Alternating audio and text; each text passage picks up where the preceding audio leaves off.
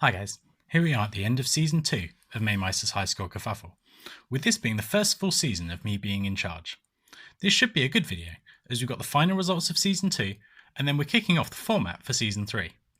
Last week's game was one of the most difficult that we've had, Gradius 3 from Konami, released in 1989, and we were playing the most challenging Japanese ROM.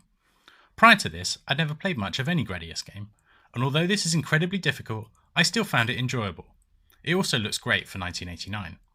Like lots of shmups of this type, it becomes a bit of a memory game, where playing it over and over, you learn where the enemies will come from and how to tackle the most difficult sections. This is fine when not paying per play, but back in the day, this would have drained your pockets of coins if you wanted to progress, as even completing the first level requires a good amount of practice. One of the features, but also challenges, is the range of ship upgrades that are available. This is one of the signatures of the Gradius series. There are multiple types of upgrade that you choose at the start, and then as you play, you can activate different ones depending on how many of the orange upgrade items that you pick up.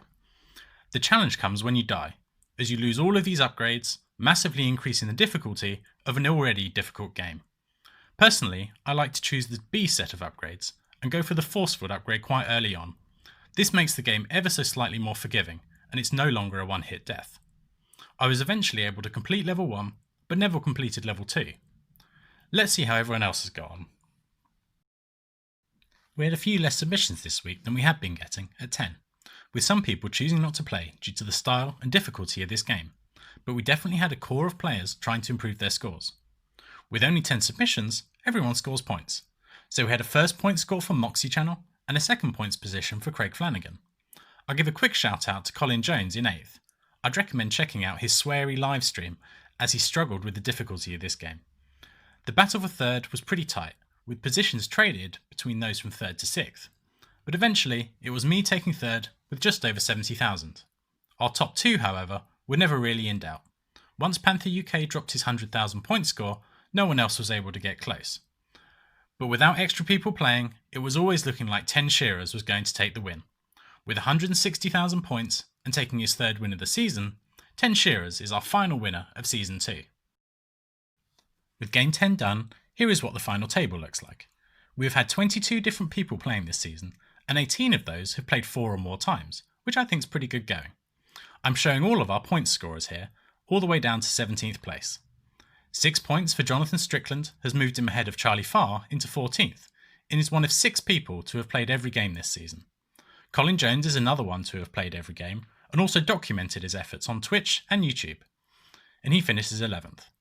Let's now take a look at our final top 10. Yolda Gamer Steve finishes 10th, with his stand-up performance being of his choice, Wizard of War. We've got Mark Blaster in 9th, who returned for 4 games this season. I hope we can see more of Mark next season.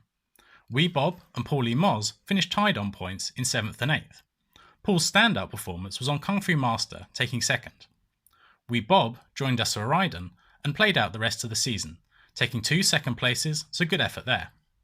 We've got consistent player Robert Morrison in 6th, having taken 2nd place on Wizard of War. Ian Cullen in 5th, being the first of our game winners, taking victory in his choice of game, Baluba Luke no Densetsu. The battle for 3rd went down to the wire, but finishing 1 place ahead of me in Gradius 3 and 1 place ahead overall is Panther UK.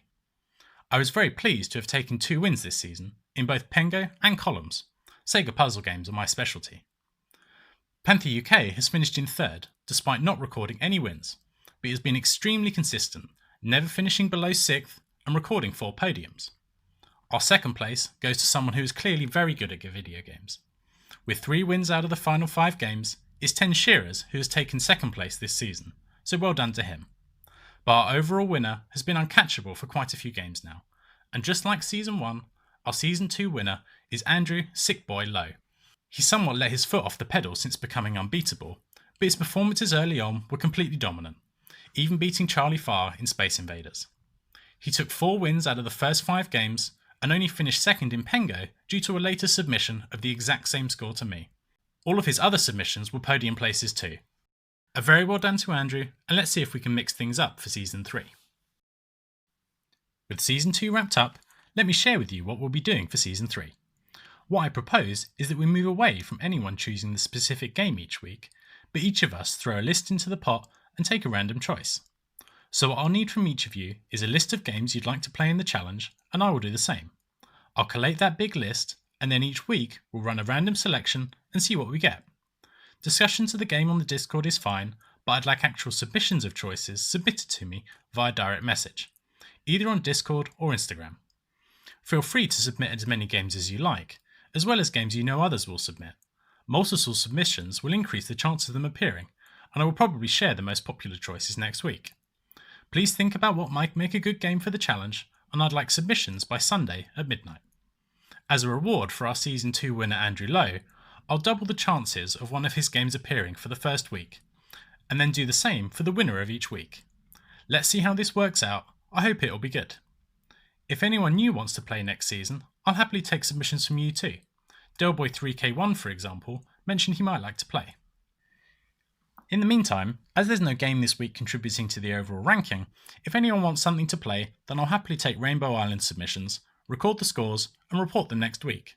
There was definitely some interest in playing this over on the Discord, so maybe we can get some good competition going, even though it's just a bit of fun. So please get your lists of arcade games you think would be good for the challenge to me by Sunday, and I'll be back on Tuesday with the first game of Season 3. See you then.